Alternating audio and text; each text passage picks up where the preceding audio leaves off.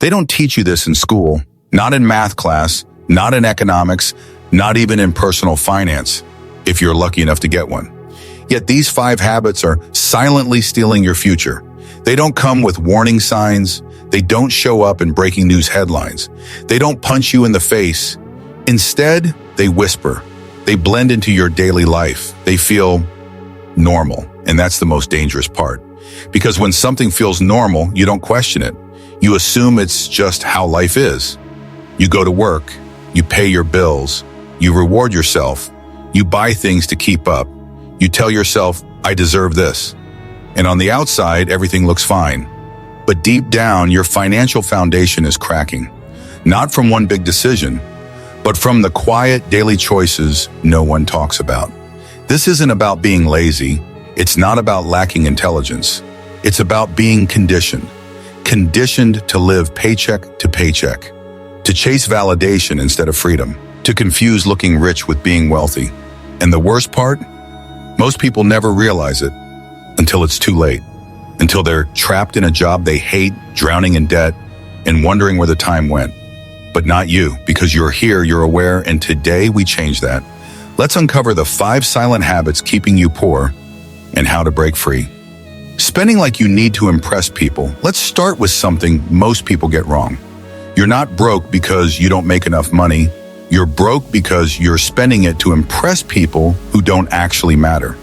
The problem isn't income, it's identity. It's the constant pressure to look like you're winning, even if you're drowning inside.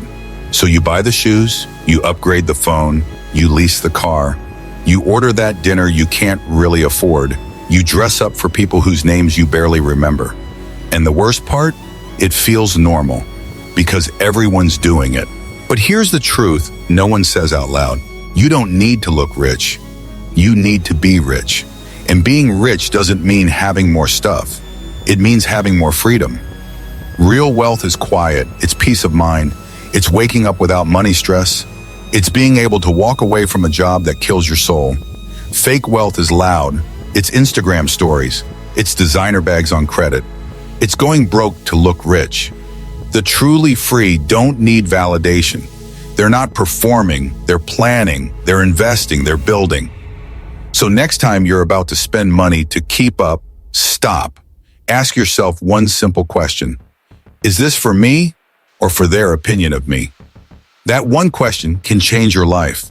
It can save you from decades of regret, debt, and wasted time. Because wealth isn't about what you show, it's about what you keep. And no one needs to see your success for it to be real. Avoiding discomfort instead of growing through it. Let's talk about a habit that doesn't look dangerous, but quietly ruins your potential. Avoiding discomfort. It seems small, harmless even, but it's costing you more than you know. You avoid that negotiation. You skip the investment because it feels risky. You stay at that job even though it drains you because searching for something better feels stressful. And every time you do that, you reinforce a dangerous message that your comfort today matters more than your freedom tomorrow. Here's the hard truth. Growth is not supposed to feel safe. It's not supposed to feel easy. It's supposed to feel uncomfortable, because that's what change feels like. Every financially free person you admire didn't get there by staying cozy. They faced the awkward conversations. They risked failure. They took the leap when their stomach said, don't. They weren't fearless. They were brave, because wealth isn't built by running away from fear. It's built by walking through it, eyes open, heart pounding, but feet moving anyway. The next time you're about to say this feels uncomfortable, don't stop, don't scroll, don't escape into Netflix or your phone. Pause and ask yourself, is this discomfort a sign of danger or a signal of growth? Most of the time, it's the second one. Comfort zones are where dreams die, because nothing changes there. No new skills, no new confidence, no new income. You don't have to leap into chaos. Just take the next brave step. Send the message. Ask the question. Open the book. Take the course. Start the thing.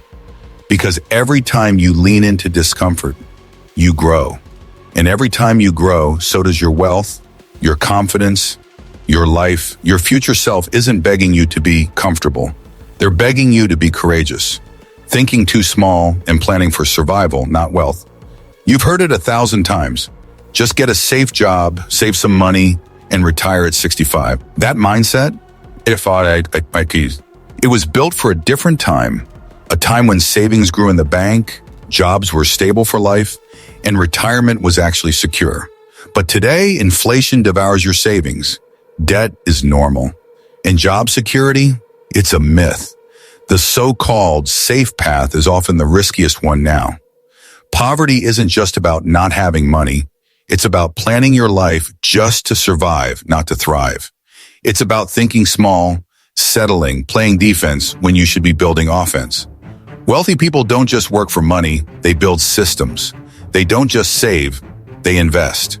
They don't just think in days or weeks, they think in decades. They design a life that works even when they rest. If your whole financial plan is to cut expenses and hoard cash, you're not planning for freedom, you're planning for survival. And survival isn't wealth. So ask yourself better questions. How can I create value that grows without me? How can I earn without trading my hours? What am I building today that pays me tomorrow? Because the wealthy don't win by doing more. They win by doing different. They think bigger. They think longer. And most of all, they stop thinking like they're poor. 4. Letting emotions drive your money decisions. Ever bought something just to feel better? Yeah, me too. That hit of dopamine when the package lands on your doorstep. The fleeting sense of control when you treat yourself after a bad day.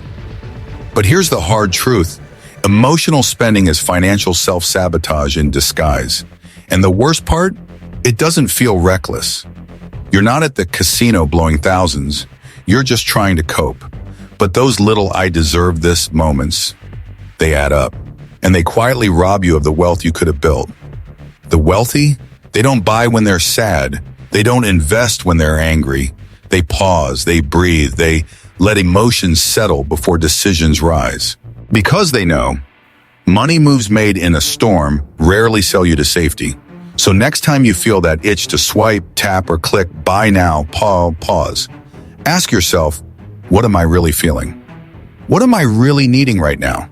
Maybe it's rest, maybe it's connection, maybe it's clarity, but it's rarely a new gadget or another latte. Mastering your money isn't just about math, it's about mastering your mind. Because when your emotions run your wallet, they also run your life. And the price of that is your future freedom. So breathe, choose awareness, choose passions, and let your strategy, not your mood, build your legacy. 5. Waiting for motivation instead of building discipline. Here's the final habit, and the root of all the others. You wait for motivation. You wait to feel ready. You wait for the right time. You wait for the weekend, the new year, the someday. But here's the truth. Successful people don't wait because they know motivation is a liar. It comes and goes. It's fleeting, emotional, and undependable. Discipline, on the other hand, is solid. It's the quiet engine behind every wealthy life. Disciplined people don't always feel like doing the hard thing. They just do it. They don't wait to feel inspired to budget. They sit down and do it. They don't wait to feel confident before learning something new. They learn and confidence follows. They build readiness through repetition. If you want to change your financial future, stop waiting for a lightning bolt. Build a routine. Set a schedule. Automate your good decisions. Show up even when you don't feel like it. Because wealth doesn't come to the most excited person in the room. It comes to the most committed, the one who shows up daily, the one who does the work in silence, the one who builds a fortress of habits, brick by brick, until the results speak so loudly they don't have to. Don't chase motivation. Build discipline. And your future will thank you in a language only freedom can speak. So, now you know it's not just about how much you earn. It's not about luck. It's not even about how smart you are. It's about habits. The small, invisible habits that either build your future or silently destroy it. Let's review them one more time. 1. Spending to impress instead of to grow. 2. Avoiding discomfort instead of growing through it. 3. Thinking too small and planning only for survival. 4. Letting emotions make your money decisions. 5. waiting for motivation instead of building discipline. They may seem harmless, they may seem normal, but these are poverty habits. They trap you slowly, quietly, and for many, forever. But here's the empowering truth. Habits can be changed. You're not stuck. You're not broken.